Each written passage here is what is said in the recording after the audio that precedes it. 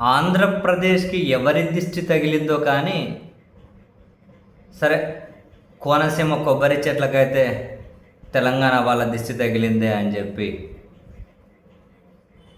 మహానుభావులు ప్రకటించారు, అది వేరే విషయం.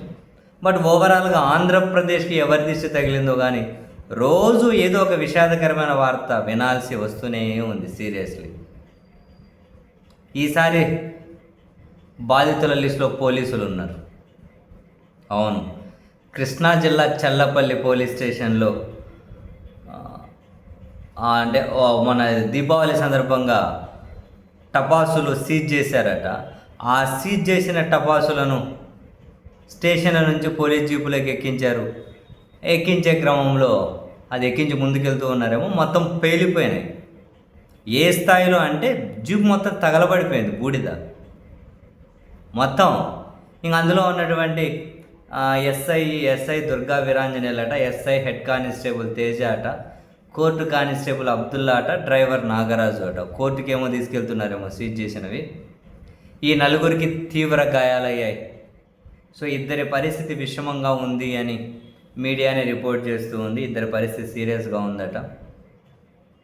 సమీపంలోని ఆసుపత్రిలో చికిత్స అందిస్తున్న. మొత్తం జీపు బుడిదైపోయింది, అంత పెద్ద పేలుడు. సో తెలుగుదేశం పార్టీ మీడియా అయితే పోలీసుల దర్యాప్తు కొనసాగుతుందట. పోలీసు వాహనంలో టపాసులు తీసుకెళ్తున్న సమయంలో ఎవరైనా ఉద్దేశపూర్వకంగా ఇలా చేశారా అనే అంశంపై పోలీసులు ఆరాధిస్తూ ఉన్నారట. ఎట్లా? పోలీస్ వాహనంలో టపాసులు తీసుకెళ్తున్న సమయంలో ఎవరైనా ఉద్దేశపూర్వకంగా చేశారా అని పోలీసులు ఆరాధిస్తూ ఉన్నారట. ఇంకేమన్నా వైసీపీ వాళ్ళ లింకులు దొరుకుతాయేమో చూడండి. ఎక్కడో దగ్గర ఇంక ఎవరైనా అంటే మొత్తం అక్కడికే పెట్టాలి కదా లింకులు. టపాసులు వేలినట్లున్నాయి. ఎవరైనా ఉద్దేశపూర్వకంగా పోలీస్ జీప్ మీద చేశారా ఏమో, వీళ్ళకే తెలియాలి. సరే, ఎనీహౌ మొన్న టపాసులు కూడా వెళ్ళి ఎంతమంది బుక్ అయిపోయారో మనం చూసాం.